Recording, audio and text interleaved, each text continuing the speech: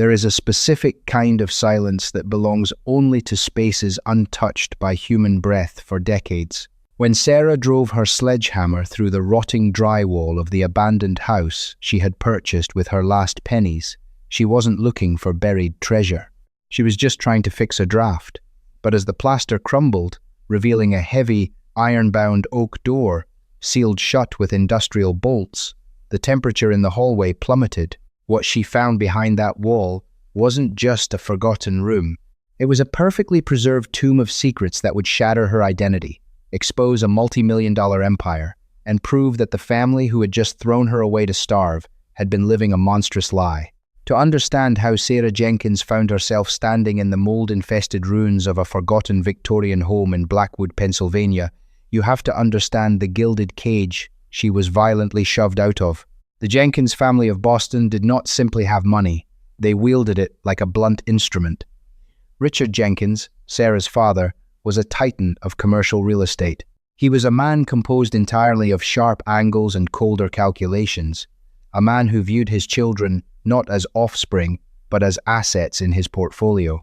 Margaret, her mother, was a society fixture who treated charity galas like battlegrounds and empathy like a character flaw. Then there was Chloe. Chloe was the golden child, the perfect, pliable daughter who married a hedge fund manager at 24 and never asked questions. Sarah was the anomaly. She was the glitch in the Jenkins' meticulously curated matrix. She had always been independent, favoring muddy boots over designer heels, and a degree in historical architecture over the business degree her father demanded. For years, the tension had been a low simmer, manageable as long as Sarah showed up to the required holiday dinners and posed for the Christmas cards. But the breaking point arrived with the force of a hurricane during a brisk October evening. Richard had summoned the family to their sprawling estate in Beacon Hill. Over a dinner of dry-aged steak and tension so thick it could choke you, he laid out his grand plan. He was orchestrating a merger with Croft Industries, a notoriously ruthless development firm. To cement the deal, Richard had effectively promised Sarah's hand in marriage to David Croft, a man with a reputation for cruelty and a trust fund large enough to bury his sins. "It's a strategic alliance, Sarah," Richard had said, not looking up from his plate. "David is a very capable young man. You'll be well taken care of, and the Jenkins-Croft merger will dominate the eastern seaboard." Sarah had dropped her fork. The clatter echoed in the cavernous dining room. "You're selling me," she whispered, the realization turning her blood to ice. "Like a corner lot in downtown." "Don't be melodramatic," Margaret sighed, dabbing her lips with a linen napkin. "It's how the world works, darling. You're 26. It's time to stop playing with your little blueprints and contribute to this family." When Sarah stood up, her chair scraping violently against the hardwood, the air in the room shifted. She looked at her sister, Chloe, who stubbornly kept her eyes glued to her wine glass, unwilling to intervene. She looked at her mother, whose face was a mask of irritated impatience. And finally, she looked at her father. "No," Sarah said. Her voice was trembling, but the word was absolute. "I won't do it." Richard laid his knife down. The silence that followed was terrifying. "You misunderstand your position in this house, Sarah," he said, his voice dropping to a dangerous baritone. "Everything you are, everything you have, is because of me. You wear the clothes I bought, you drive the car I leased, you breathe the air I provide. If you choose to defy me, you choose to do it without my name, my money, and my protection. Then I choose to defy you," Sarah said. She thought it was a bluff. She thought the heat of the moment would pass. But Richard Jenkins did not bluff. By noon the next day, Sarah's credit cards were declined at a coffee shop. When she tried to log into her banking app, her accounts, joint accounts set up when she was a child, were completely drained. Her car, parked outside her apartment, had been repossessed by a private firm. An eviction notice, signed by a property management company owned by her father, was taped to her door. She was completely, utterly erased. Overnight, the privileged life she had known evaporated. Friends who had eagerly attended her lavish birthday parties suddenly stopped returning her calls, terrified of drawing Richard's wrath. She managed to scrape together $3,000 by selling her designer coats, her jewelry, and her electronics to pawn shops. She spent her first few nights sleeping in a dingy motel by the interstate, listening to the roar of trucks and the hollow ache in her chest. The betrayal was a physical weight. Her family hadn't just cut her off. They had actively orchestrated her ruin to punish her. Desperation breeds reckless decisions. With her meager funds dwindling rapidly, Sarah knew she needed a permanent roof over her head, something entirely disconnected from the Jenkins empire. Renting in Boston was impossible with a ruined credit score and no references. Late one night, huddled in the glowing light of her cracked laptop screen in the motel room, she scoured state tax default auctions. She wasn't looking for a home, she was looking for a fortress, a place so undesirable, in so far off the map, that her father's shadow couldn't reach it. That was when she found it, 42 Sycamore Drive. Located in Blackwood, a dying coal town in rural Pennsylvania, the property was a foreclosed, abandoned Victorian home that had been sitting empty for over 30 years. The county was desperate to unload it, listing the starting bid at a laughable $1,500. The photos showed a decaying monstrosity, choked by overgrown ivy, with boarded-up windows and a sagging wraparound porch. It looked like a haunted house from a cheap horror movie. To Sarah, it looked like freedom. She bid $1,800. 2 days later, she won. She spent her remaining cash on a beat-up, second-hand station wagon, loaded it with a cheap air mattress, a toolbox, and a cooler of groceries, and drove away from Boston without looking back in her rearview mirror. She was terrified, heartbroken, and completely alone. But as she crossed the state line into Pennsylvania, a tiny, resilient spark ignited in her chest. She had survived the fall. Now, it was time to rebuild from the ashes. Blackwood, Pennsylvania, was a town that time had not so much forgotten as intentionally left behind. Main Street was a stretch of shuttered storefronts and faded brick facades. The sky perpetually hung heavy with the grey memory of coal dust, and the locals eyed Sarah's out-of-state license plates with a mixture of suspicion and pity. When she finally pulled onto Sycamore Drive, the pavement gave way to deeply rutted gravel. At the end of the dead-end street stood her new home. In person, the house was even more intimidating than the auction photos. It was a looming, 3-story Victorian structure painted a peeling, gangrenous shade of green. The slate roof was missing, patches of tiles like knocked-out teeth, and the porch steps groaned ominously under her weight as she approached the front door. The air around the property was thick with the smell of damp earth and rotting wood. Sarah fumbled with the heavy brass key the county clerk had mailed her. The lock was stiff, protesting with a loud screech before the heavy oak door finally gave way. She stepped inside and was immediately swallowed by the gloom. The air inside was stale, trapped for decades, carrying the distinct metallic scent of rust and old dust. Faded, water-stained wallpaper peeled from the walls in long curling strips. The hardwood floors were buried under a thick layer of grime and debris. Above her, a grand chandelier hung crookedly from the ceiling, thick with cobwebs. It was a massive undertaking, far more than one woman with a basic toolbox could handle, but Sarah refused to let despair take root. She dumped her air mattress in the center of the living room, propped open a window to let in some fresh air, and rolled up her sleeves. The first few weeks were an exercise in sheer, grueling endurance. Sarah worked from sunrise until her muscles screamed in agony. She ripped up rotted carpets, scrubbed floors until her knuckles bled, and hauled endless trash bags of debris to the local dump. Without electricity or running water for the first week, she relied on a camping stove and bottled water. During one of her supply runs to the local hardware store, she met Bill Abernathy, a man in his 60s with leathery skin and a permanent squint. As she paid for gallons of bleach and a heavy-duty crowbar, Bill glanced at the address on her delivery slip for drywall. "Sycamore Drive, huh?" Bill asked, his voice low, wiping his hands on a greasy rag. "You bought the old Pendleton place." Sarah looked up. Pendleton? The county records didn't have much history on the previous owners, just that it had been vacant since the early 90s. Bill snorted. "Vacant is one word for it, cursed is another. Arthur Pendleton built that monstrosity back in the 70s. He was a strange bird, kept to himself. He was some kind of independent financier, made a killing out in the city and came here to hide away. Then, round about 1991, he just vanished. Poof. Left his car in the driveway, food rotting in the fridge. Cops investigated, but nothing ever came of it. Bank took the house eventually, but nobody in town ever wanted to buy it. Folks say there's a reason Arthur left in such a hurry, and it wasn't ghosts. What do they say it was? Sarah asked, a chill running down her spine despite the warm afternoon. Bad business, Bill said darkly.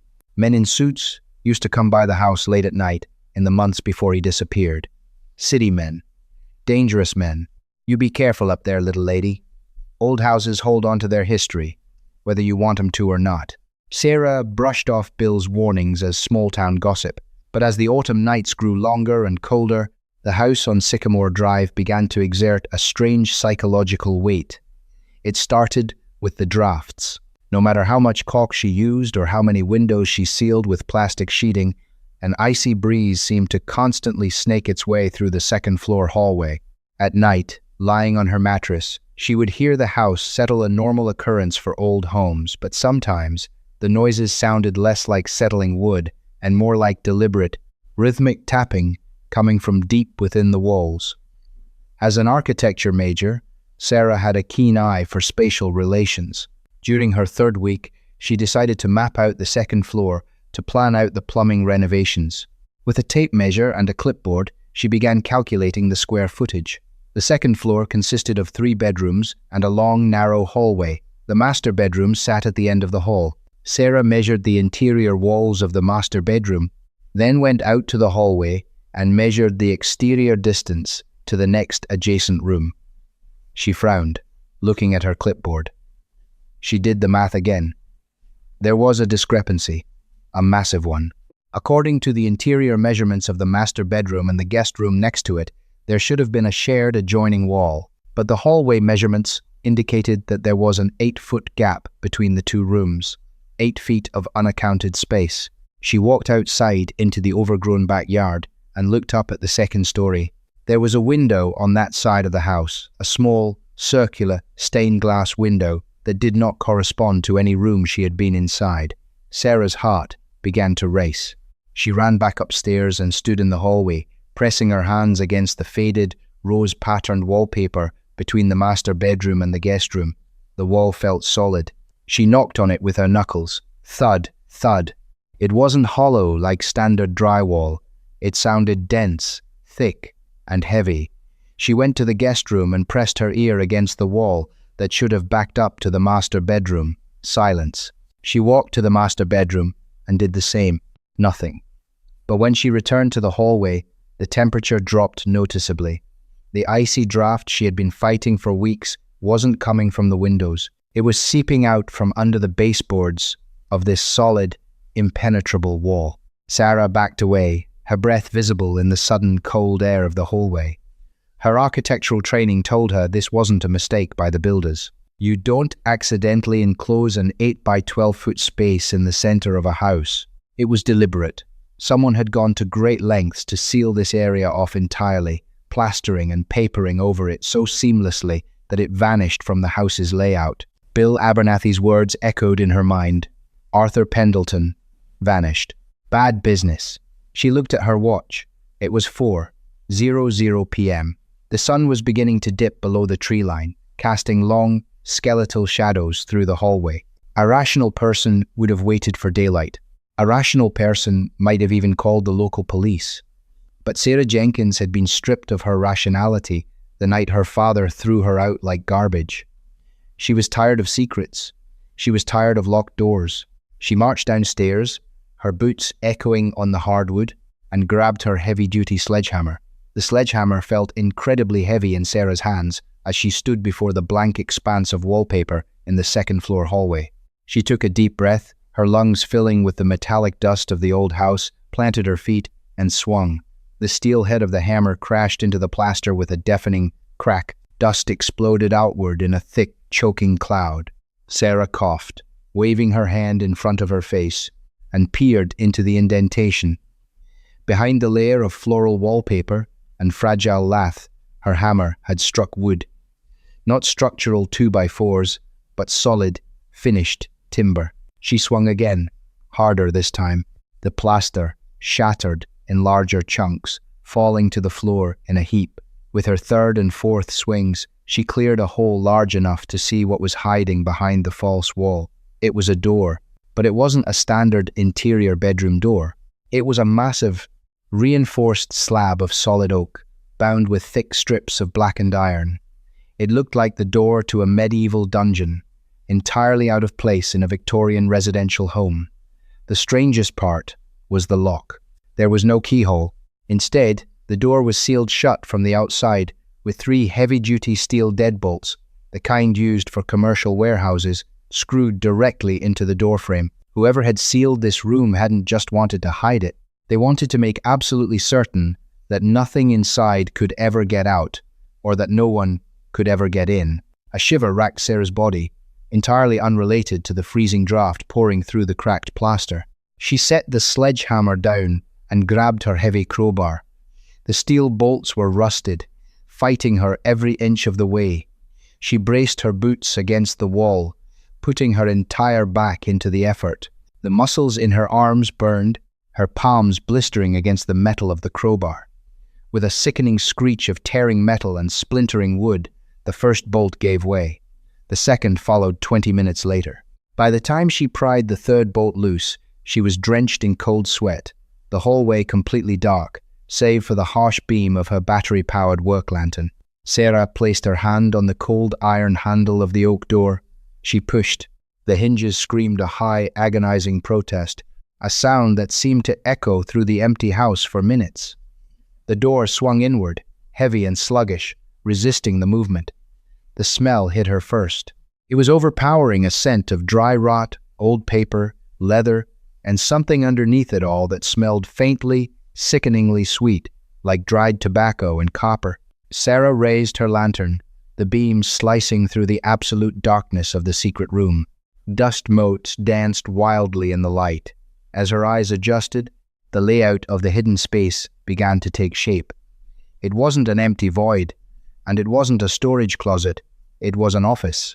A meticulously organized, remarkably preserved study that looked as though the occupant had simply stepped out for a cup of coffee 30 years ago and never returned. The floor was covered by a thick, dark Persian rug. In the center of the room sat a massive mahogany desk, piled high with yellowing stacks of paper, manila folders, and an old rotary telephone.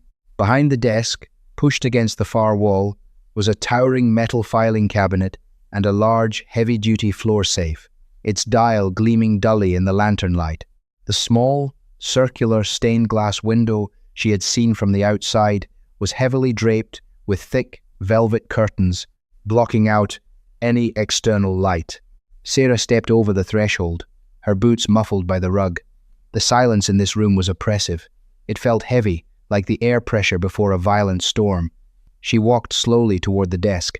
Her hand trembled as she reached out to touch a coffee mug, resting near the telephone. Inside, the remnants of liquid had long since calcified into a hard, dark crust. Next to the mug was an ashtray containing 3 crushed cigarette butts. Arthur Pendleton, she thought. This was his sanctuary. She shone her light over the papers on the desk. They were financial documents, banking ledgers, and property deeds. Most of the print was faded, but she could make out dates from 1989 to 1991. The math involved staggering amounts of money. Millions of dollars moving through offshore accounts, shell corporations, and dummy LLCs. Pendleton hadn't just been an independent financier. He had been laundering money on a massive scale. Sarah moved her lantern toward the wall on her right. Her breath hitched. Covering almost the entire wall was a massive corkboard. It was a chaotic web of photographs, newspaper clippings, maps, and connecting lines of red string pinned desperately to the board. It looked like the paranoid obsession of a conspiracy theorist, or the meticulously built caseboard of a seasoned detective. She stepped closer, raising the lantern higher to illuminate the board. The newspaper clippings were mostly from Boston and New York publications. Headlines screamed of corporate buyouts, aggressive real estate acquisitions, and sudden, unexplained bankruptcies of rival firms. Sarah's eyes scanned the board, her heart thudding a frantic rhythm against her ribs. She didn't understand why a man in rural Pennsylvania was so obsessed with New England real estate, until her eyes landed on a photograph pinned directly in the center of the web. It was an 8x10 glossy photograph, taken covertly from a distance, perhaps by a private investigator. The timestamp in the corner read the 14th of October, 1990. The photo showed two men standing in an empty, muddy construction lot. One was an older man with a nervous posture, holding a briefcase, likely Arthur Pendleton. The other man was tall, sharply dressed in an expensive camel hair overcoat, exuding an aura of absolute, terrifying control. He was handing Pendleton a thick manila envelope. Sarah dropped the lantern. It hit the rug with a muffled thud, the beam rolling wildly across the ceiling before settling on the legs of the desk. Sarah sank to her knees, her hands flying to her mouth to stifle a scream. Her lungs forgot how to pull in air. The room began to spin. The tall man in the camel hair coat, the man orchestrating whatever illegal empire Arthur Pendleton was tracking on this board, was younger, his hair darker, but the sharp angles of his face and the coldness in his eyes were unmistakable. It was Richard Jenkins, her father. Trembling uncontrollably, Sarah crawled forward and picked up a heavy, leather-bound ledger that had fallen from the desk when she dropped the light. She opened the cover. The handwriting inside was frantic, jagged. The first page contained a single sentence, underlined 3 times in black ink. Richard Jenkins did not build his empire. He stole it from me, and when the money is gone, he will come to silence the architect. Sarah sat in the dust of the secret room, the cold seeping into her bones. She hadn't run away from her father's shadow. By some cruel, impossible twist of fate, she had walked directly into the exact place where all of his darkest, most violent secrets were buried. And now, she held the key to destroying the man who had destroyed her. The battery-powered lantern flickered, casting long, wavering shadows across the walls of the hidden room. But Sarah couldn't tear her eyes away from the ledger. The dust in the air felt suffocating, tasting of age and buried sins. She sat cross-legged on the Persian rug, her hands trembling so violently that the brittle pages threatened to tear under her grip. Arthur Pendleton had not just been an accountant. He had been the architect of Richard Jenkins' ascension, and according to the meticulous, frantic handwriting filling the leather-bound book, that ascension was paved with blood. Sarah turned the page, the spine cracking in the silent room. Pendleton's entries from 1988 painted a picture of her father not as a wealthy titan, but as a desperate, over-leveraged, mid-level developer drowning in debt. Richard had acquired a massive swath of residential properties in Boston's South End, low-income housing, and rent-controlled apartment buildings. He intended to demolish them to build the luxury high-rises that would become the foundation of the Jenkins empire. There was only one problem. The tenants refused to leave. The city injunctions had stalled Richard's demolitions, and the interest on his massive bank loans was bleeding him dry. Bankruptcy was imminent. Richard called me into his office at midnight. Pendleton had written on a page dated the 12th of April, 1989. He was drinking heavily. He told me the legal route was dead. He said, "If the city won't let me tear the buildings down, God will just have to strike them down for me." He asked me to structure a blind payout of $200,000 through our offshore shell in the Caymans. He wouldn't say who the payee was, but I saw the name scribbled on his legal pad, Declan Hayes. Sarah's blood ran cold. She recognized the date. She recognized the location. Growing up, her father's first major triumph, the crown jewel of his portfolio, was the Ashburton Tower complex. She turned another page. Pendleton's handwriting deteriorated from neat, cursive, into sharp, erratic scratches. The 18th of October, 1989. The Ashburton Street fires. 3 buildings burned to the ground. The news is reporting it as an electrical failure in the basement of Building B. They found the bodies of 2 elderly tenants and a firefighter. My God. I structured the money that paid for the matches. Richard was standing by the window in his office this morning, looking out over the smoke on the horizon. He didn't look remorseful. He looked relieved. A sob ripped from Sarah's throat, loud and harsh in the confined space.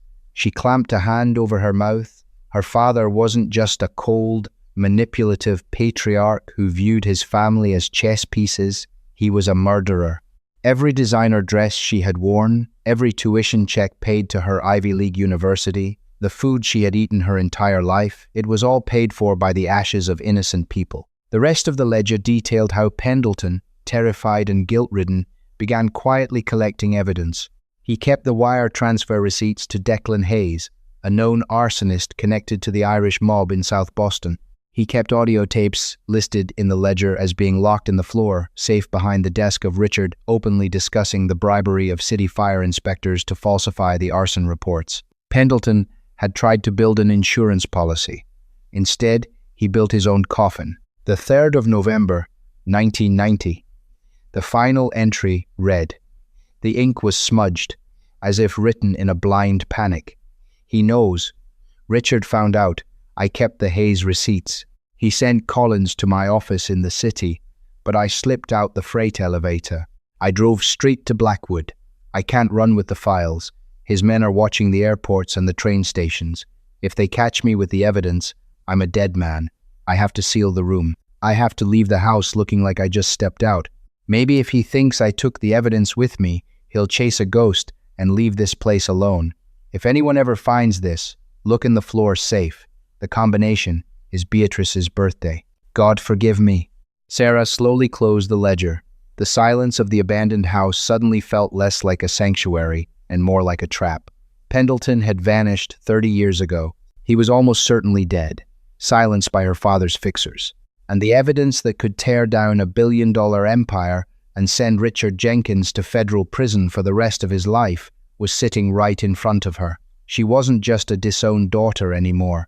She was a liability sitting on top of a nuclear bomb. She scrambled to her feet, her architectural instincts kicking in. She needed to secure the room. She carefully closed the heavy oak door, dragging the splintered wood and broken plaster back into place to temporarily conceal the breach. It looked messy, but from the bottom of the stairs, it would just look like more of the house's natural decay. She shoved the leather ledger, the photograph of her father, and several banking manifests into her dirty canvas backpack. She needed to verify this. She needed to know if Arthur Pendleton's ghost was telling the truth before she brought this war to her father's doorstep. The morning sun did nothing to warm the chill that had settled deep in Sarah's bones. After a sleepless night spent clutching a crowbar in the living room, listening to every creak and groan of the house, she knew her next move was critical. Blackwood had no cell service, and she certainly didn't have internet installed in the ruined Victorian. She threw her backpack into the passenger seat of her beat-up station wagon and drove 20 miles to Oakhaven, a slightly larger neighboring town that boasted a public library. Sitting at a sticky computer terminal in the corner of the library, Sarah pulled up the digital archives of the Boston Globe. Her fingers flew across the keyboard, typing in Ashburton Street Fires, 1989. The screen populated with dozens of articles.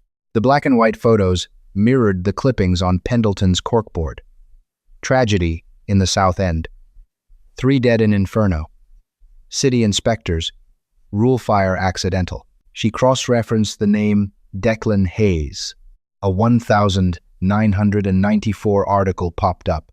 Local enforcer Declan Hayes found dead in Mystic River. Mob ties suspected. He had been murdered 5 years after the fires, conveniently tying up a loose end. Every word in the ledger was true. The foundation of Jenkins' commercial real estate was built on arson, murder, and organized crime. Sarah pulled out a burner phone she had bought at a gas station that morning. She couldn't go to the local police. Richard Jenkins had politicians and police chiefs in his pocket across 3 states. She needed someone outside the blast radius, someone who dealt in uncovering buried monsters. She punched in a number from memory. It belonged to Thomas Sterling. Thomas was a former investigative journalist for the Washington Post who had guest lectured at her university. He was notoriously paranoid, fiercely independent, and had a deep, documented hatred for corporate corruption. He had retired to a cabin in Maine after exposing a pharmaceutical ring, and Sarah had kept his contact info after writing a paper on one of his investigations.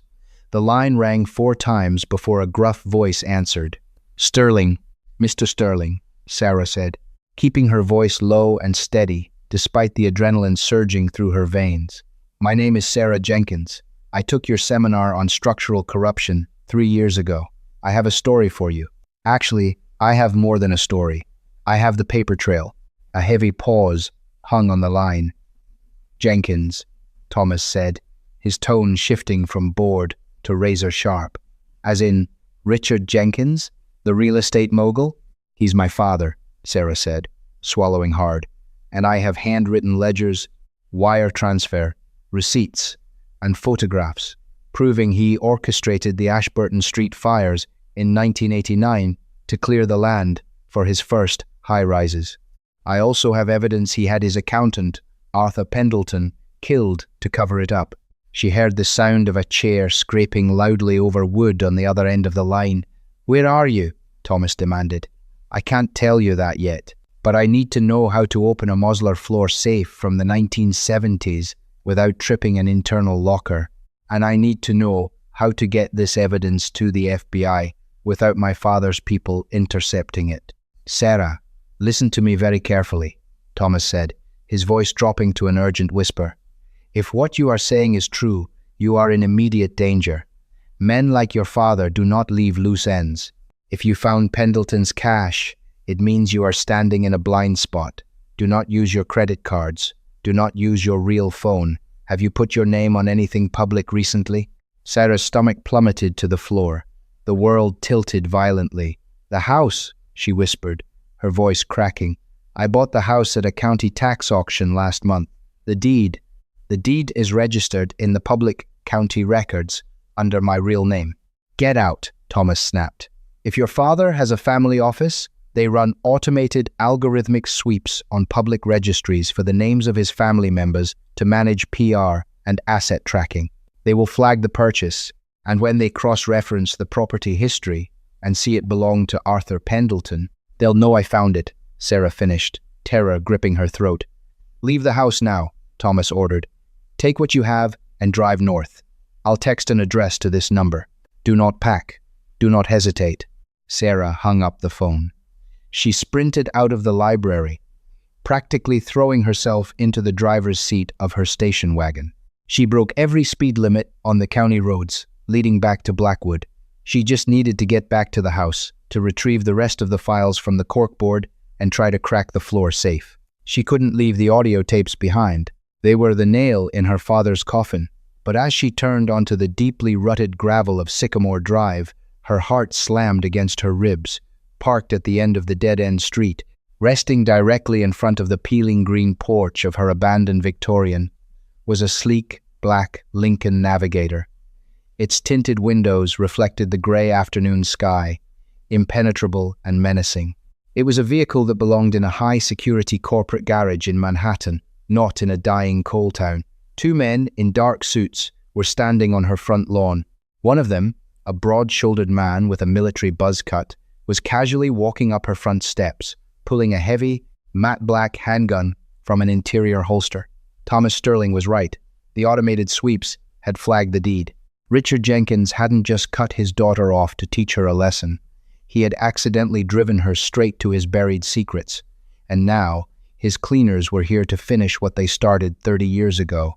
Sarah slammed on her brakes, the tires kicking up a cloud of gravel, and threw the car into reverse, just as the man on the porch turned to look at her. The station wagon's transmission screamed as Sarah slammed her foot on the gas pedal. The tires spun violently, spitting a hail of gravel against the undercarriage before finding traction. The man on the porch, a towering figure with dead, shark-like eyes, didn't flinch. He simply raised the silenced handgun, tracking her movement with the cold precision of a machine, and fired. Thwack! The sound was barely louder than a hand clap, but the driver's side mirror exploded into a shower of silver shards, raining down on Sarah's arm. She ducked beneath the dashboard, wrenching the steering wheel hard to the right. The heavy wagon fishtailed wildly, tearing up the overgrown grass of the front lawn before violently correcting itself and launching down Sycamore Drive. She checked the rearview mirror. The second man, younger and heavily built, was already sprinting toward the black Lincoln Navigator. Panic, primal and icy, seized her chest. She had a 10-second head start. The wagon was a rusted boat. The Navigator was a high-performance machine. They would run her down on the open county road before she ever reached the interstate. As she tore past a dense cluster of rotting pine trees a quarter-mile from the house, an old, overgrown logging trail caught her eye. It was barely a gap in the foliage, invisible to anyone who hadn't walked the property lines. Without thinking, Sarah killed her headlights, slammed the brakes, and swerved into the tree line. The wagon crashed through brittle branches and thick underbrush, bouncing violently over exposed roots until it sank deep into a muddy ravine, completely concealed from the main road. She killed the engine. The silence of the woods rushed in, broken only by her ragged breathing and the ticking of the overheated radiator.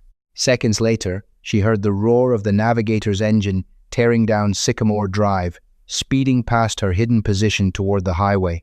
They thought she had run. Sarah slumped against the steering wheel, her hands shaking so badly she couldn't unclench her fingers. She had escaped.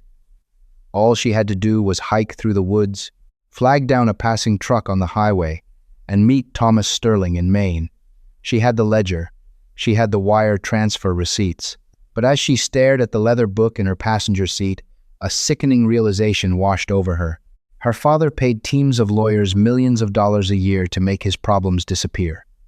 A dead accountant's diary and 30-year-old bank receipts were circumstantial. Richard Jenkins' defense team would claim Pendleton was a disgruntled, paranoid employee who fabricated the evidence. They would drag it out in court for a decade until Sarah was bankrupt or dead. The audio tapes. Pendleton's ledger explicitly stated that the tapes recordings of Richard openly discussing the bribery and the arson were locked inside the floor, safe in the hidden room. Those tapes were the only irrefutable proof. Without them, she had nothing but a ghost story.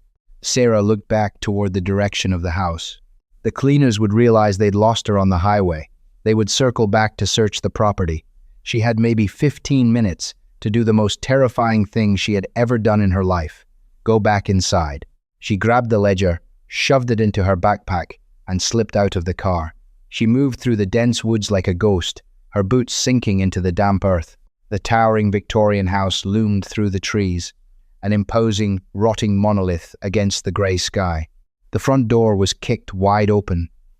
The cleaners had left it unsecured in their rush to chase her. Sarah didn't use the front door.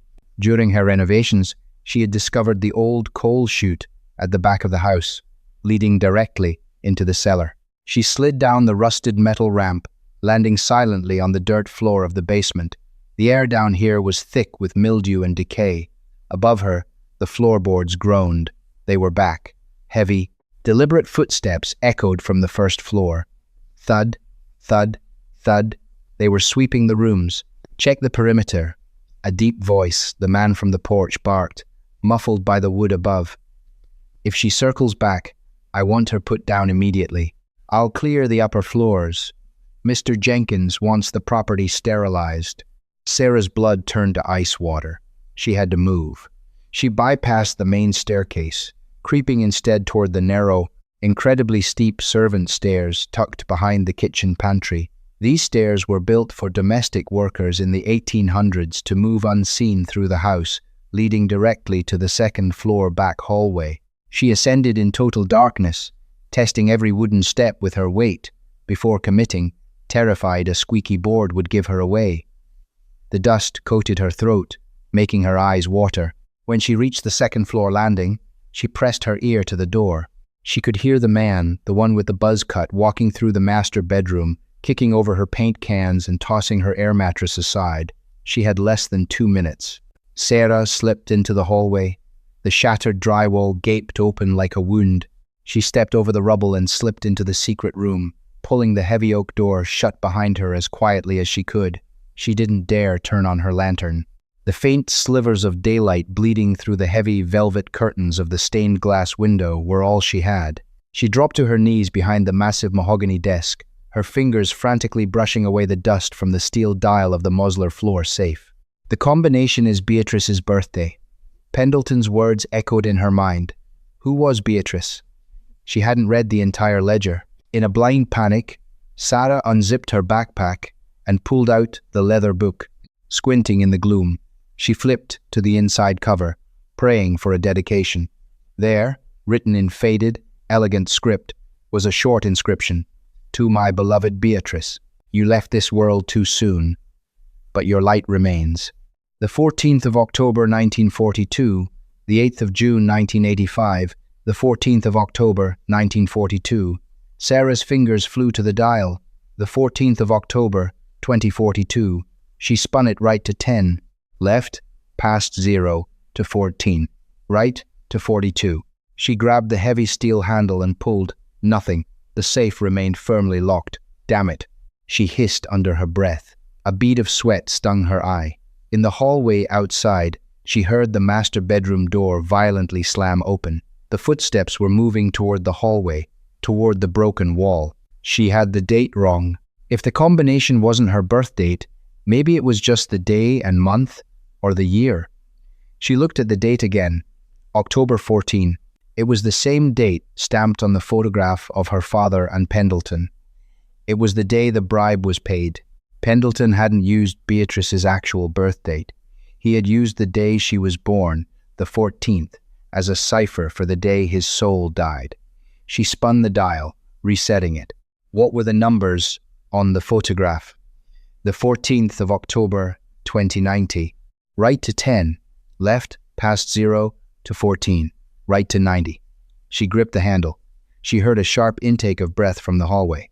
The cleaner had found the hole in the wall. Sarah yanked the handle. With a heavy, well-oiled clack, the locking bolts retracted. The heavy steel door swung open. Inside the velvet-lined compartment sat three things: a stack of microcassette tapes, a thick manila envelope packed with bearer bonds, and a heavy, snub-nosed .38 caliber revolver. Well, well, well, a chilling voice echoed from the doorway. Sarah's head snapped up. The cleaner stood in the threshold of the secret room, his massive frame blocking the only exit.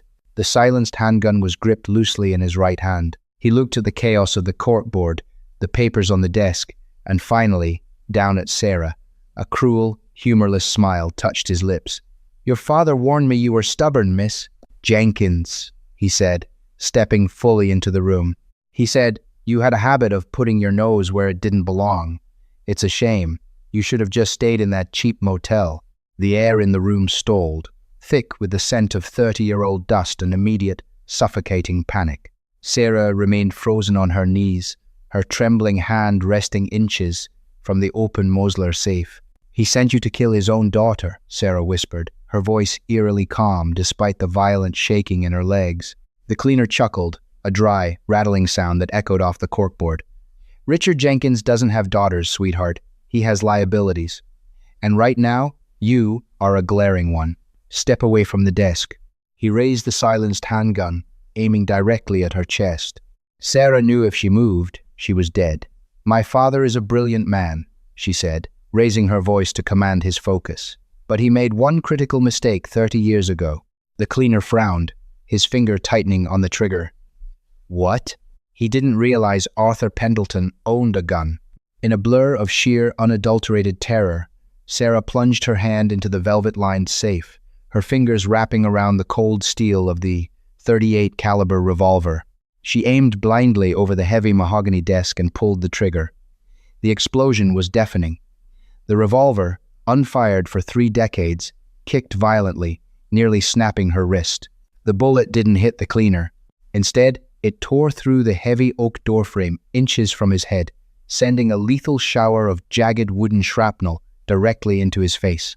The massive man screamed, dropping his weapon and clawing blindly at his eyes as a thick splinter pierced his cheek. Sarah didn't hesitate. She grabbed the microcassettes, shoved them into her pockets, and vaulted over the desk. She slammed her shoulder into the blinded hitman, sending him stumbling backward into the hallway rubble. He roared, a blind hand swinging out and snagging her backpack strap. He yanked her down hard onto the dusty floorboards. Gasping for breath, Sarah's hand brushed against the cold iron of the sledgehammer she had left in the hallway. Gripping the handle, she rolled onto her back and swung it upward with every ounce of remaining strength. The steel head connected squarely with the man's knee with a sickening crunch. He collapsed with an agonized howl. Sarah scrambled up, tearing down the main staircase. She heard the younger hitman yelling from the backyard, drawn by the gunshot. She burst out the front door, sprinting into the dense, overgrown tree line. She ran until she tasted copper, launching herself into the muddy ravine and into her station wagon. Throwing it into gear, she tore down the logging road, bursting onto the county highway without ever looking back. 2 days later, inside a heavily fortified, off-the-grid cabin in rural Maine, Thomas Sterling loaded the final microcassette into a vintage tape deck. The audio hissed, but the voices were crystal clear. "The fire inspectors are handled," Richard Jenkins' voice echoed from the small speaker, arrogant and dripping with contempt. "They ruled it an electrical fault. The land is cleared, Arthur. Wire the rest of the funds to Hayes and tell him to disappear. The south end belongs to me now." Thomas hit stop. He looked across the wooden table at Sarah, who looked like a ghost pale, covered in bruises, wearing the same dirt-stained clothes. But in her eyes burned a fierce, unrelenting fire. "It's over," Thomas said quietly. "I have DOJ contacts who've wanted him for a decade. I'll leak the audio to the Times an hour before the FBI moves in. Are you ready for this, Sarah? Once I hit send, your family name becomes synonymous with murder." Sarah thought of the Beacon Hill dining room, her mother's dismissive sigh, her sister's silence, her father's cold eyes. "They aren't my family," Sarah said, her voice absolute steel. "Burn it down." The fallout was a catastrophic media spectacle that gripped the nation. Richard Jenkins was arrested at a high society charity gala in Manhattan. The footage of him being perp-walked out in handcuffs, his arrogant sneer, replaced by wild shock, played globally. The FBI raid on his corporate headquarters yielded documents corroborating every word of Pendleton's ledger. The empire crumbled overnight. Investors fled, stocks plummeted, and Margaret and Chloe's assets were frozen, their social standing annihilated. Sarah refused witness protection. She testified in open court, looking her father dead in the eye as the jury read the guilty verdict. Richard Jenkins was sentenced to 3 consecutive life terms.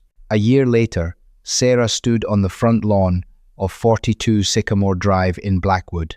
The house was transformed. The peeling paint was now a warm slate blue, the roof repaired, the porch rebuilt and sturdy.